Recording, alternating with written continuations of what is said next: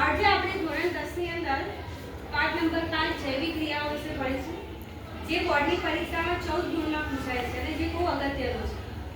અને આ પાઠની અંદરથી વિભાગ ડી ની અંદર બે પ્રશ્નો પૂછાય છે, જેમાંથી આજે આપણે પ્રવૃત્તિ દ્વારા મનુષ્યમાં પાચન તંત્ર ભણવાનું છે. જેમાં અહીંયા આપણે 5 વિદ્યાર્થીનીઓ છે જે મનુષ્યના 5 અંગો જે છે મુખ, અન્નનળી, જઠર, નાનું આંતરડું અને મોટું આંતરડું છે એનું પાત્ર ભજવશે.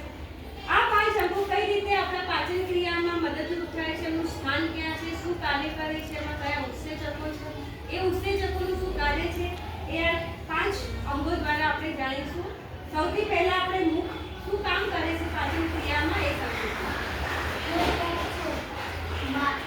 દાંત વડે ખોરાકને ચાવવાની ક્રિયા કરવામાં આવે છે.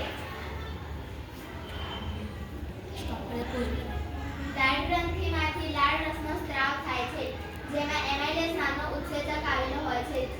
જીભ દ્વારા ખોરાક અને લાળ રસને મિશ્રિત કરવામાં આવે છે. જટિલ શર્કરાનું સ્ટાર્ચમાં વિભાજન એમાઇલેસ ઉત્સેચક કરે છે. ત્યારબાદ આપણે અન્નનળી વિશે સમજીશું કે અન્નનળી શું કાર્ય કરે છે. હું અન્નનળી છું. ખોરાકના મુખથી જઠર સુધી લઈ જવાનું કાર્ય અન્નનળી દ્વારા કરવામાં આવે છે. અન્નનળીમાં ખોરાકને લયબંધ સંકોચન દ્વારા આગળ ધકેલવામાં આવે છે.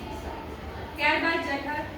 હું જઠર છું. જઠર એક પાચન તંત્રમાં આવેલું સૌથી મોટું અંગ છે, જે ખોરાકને આસાની સાથે જ વિસ્તરણ પામે છે. આ જઠરની દિવાલમાં રહેલી જઠર ગ્રંથિઓ દ્વારા ખોરાકની પાચનની ક્રિયા કરવામાં આવે છે. આ ગ્રંથિઓ હાઇડ્રોક્લોરિક એસિડ, પ્રોટીન પાચન ઉત્સેચક, પેપ્સિન અને સેસનો સ્ત્રાવ કરે છે. આ મિશ્રણને જઠરરસ કહે છે. જઠરમાં રહેલી સ્નાયુમય દિવાલો ખોરાકને જઠરરસ સાથે મિશ્ર કરે છે. હાઇડ્રોક્લોરિક એસિડ એસિડિક માધ્યમ બનાવીને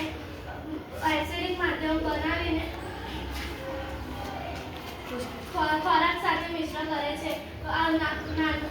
જઠરથી નાના આંતરડામાં ખોરાકનો પ્રવેશ મૂત્રિકા સ્નાયુ પેશી દ્વારા નિયંત્રિત થાય છે.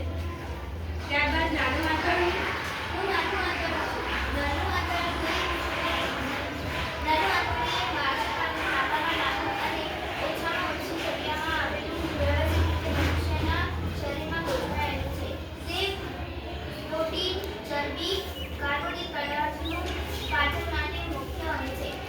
વિવિધ પ્રાણીઓમાં વિભિન્ન ખોરાકના આધારે તેના વિભિન્ન પ્રકારો છે, જેમ કે ઘાસ ખાનારા પ્રાણીઓ, શાકાહારી પ્રાણીઓ છે. સેલ્યુલોઝનું પાચન સરળ નથી, તેમાં નાના આંતરડાનું આંતરડું લાંબુ હોય છે.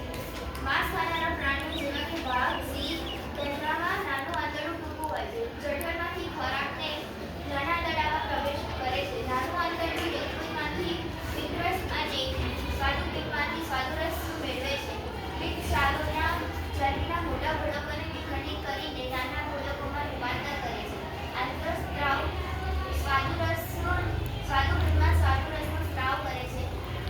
ટ્રિપ્સિન એ પ્રોટીનનું સંપૂર્ણ પાચન કરે છે. લાઇપેઝ એ ચરબીનું પાચન કરે છે અને એમાઇલેઝ એ કાર્બોદિતનું પાચન કરે છે.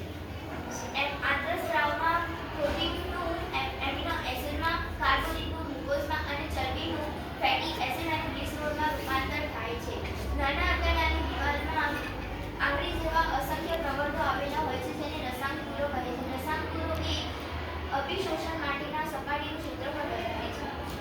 મોટું આંતરડું. હું મોટું આંતરડું છું. અપાચિત કે અશોષિત ખોરાક નાના આંતરડામાંથી મોટા આંતરડામાં મોકલવામાં આવે છે, જ્યાં વધુ માત્રામાં